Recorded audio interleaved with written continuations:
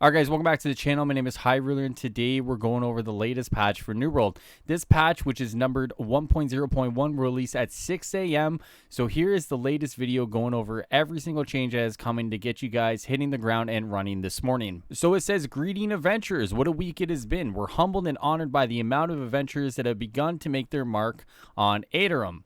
Last week, we shared that our top priority was ensuring that everyone could log in and play quickly without having to wait for queues. To accomplish that, we are more than doubled the number of available servers, increased server capacity on existing servers, and are continuing to work on a feature that will allow players to transfer their characters to different servers, which will be available soon. While members of our team are working tirelessly on ensuring players can find a server to call their long-term home with the character transfer feature, other members have worked on a few additional quality of life updates and bug fixes to ensure that once players have entered Aetherum, they're able to play and progress as intended. We'll continue to work on server transfers, bug fixes, and other issues in future updates. Thanks for your reports on the official New World forums. Alright guys, so let's see exactly what we get with this patch. So, general. We've implemented the groundwork for character server transfer, and you may see elements of that work in the in-game store. We're continuing to work on this feature, and we'll have more information on how the system works later this week when we release server transfers. So that's good. So for anyone who's looking to transfer off of a high pop server to a low pop or mid pop server, it looks like later this week, maybe early next, we'll have this feature in our hands. That's really good. War. Change turret projectiles in War from physical projectiles to use hit scan detection. This should help performance in War with fewer objects being spawned in the world. Okay, there you go. So that's something there. I imagine this is definitely because when you do a war, for anyone who's been watching all the wars or participated in a war, you can definitely tell for some people it turns into a bit of a slideshow. So it's nice to know they're helping people with the performance of maybe some mid to lower end PCs to help them kind of be able to keep up in those large scale battles. So let's get into Afk Prevention. In an effort to ensure players can't stay AFK, especially in higher population servers, we've made the following adjustments to the Afk Prevention system. Added additional Afk Prevention to ensure players cannot fool the existing system with simulated mouse movement, shortened the AFK warning message from 20 minutes to 15 minutes, as well as shortened the AFK disconnect from 25 minutes to 20 minutes. World queue. We add a confirmation screen when a player attempts to leave the queue for a world, asking the player to confirm if they're intending to leave the queue. This should help ensure nobody accidentally leaves the queue and misses out on their spot in line. Okay, so like definitely some good changes there. You know, for anyone who's been browsing, whether it's Twitter or the subreddit or streams or YouTube videos, you know people are scared of getting logged out going AFK. So because of that, they're doing a lot of things that are kind of not intended, but obviously they're trying to, you know, get around the system in place right now to make sure they stay in game. So obviously this right here is a lot of kind of how do we kind of work against that from the developer standpoint. And a lot of it comes down to is you got to have more servers, higher pop servers, higher capacity servers in order to kind of make people not feel like they have to do this, right? So it's a little bit of a cat and a mouse game in terms of like what to do on that end, though hopefully with them kind of going and cracking down on this stuff, it doesn't mean that players are going to have to be fearful of logging out for a period of time, right? So let's see exactly what we get now in bug fixes. All right, so general fixes. Fix a rare issue causing the interact key to not properly function on various objects in the world. Fix an issue causing the barrel to not appear in pirate stance emote. Fix an issue where players did not receive coin as a reward from some activities. Fixed a bug where interrupting the fast travel animation may cause the player's character to become stuck inside of a house. Fixed an issue in territory standing rewards where some localized text was missing. Fixed an issue where players are asked to claim achievement titles multiple times after logging back into the game, despite already having claimed the rewards. Fixed an issue causing leg animations to freeze. Fix a rare issue where players could enter state where they could not be hit by most attacks. Fix game crashes related to New World Twitch integrations.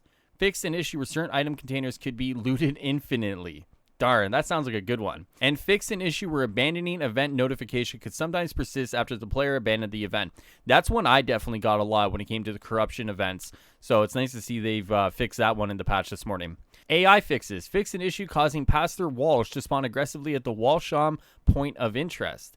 Fix an issue causing enemies to spawn slower than intended in the Bull Rush Wash point of interest. Fix an issue causing Overseer Zane to respawn slower than intended in the Something to Prove quest.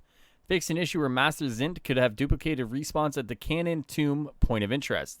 Quest fixes. Ooh, there's quite a few here, guys. Added missing journal information about the recommended quest level for players attempting to unlock the second faction ranked. That was good. I had to actually look this one up. So the fact that they kind of changed this now is really good for people who may be confused at this point. Fix an issue where resetting the Blessings of Earth quest when you have gained any of the blessings will block progression in the main story quest. Fix an issue where the Azoth Fulminate quest will be unavailable to players if they first complete other Windsward quests.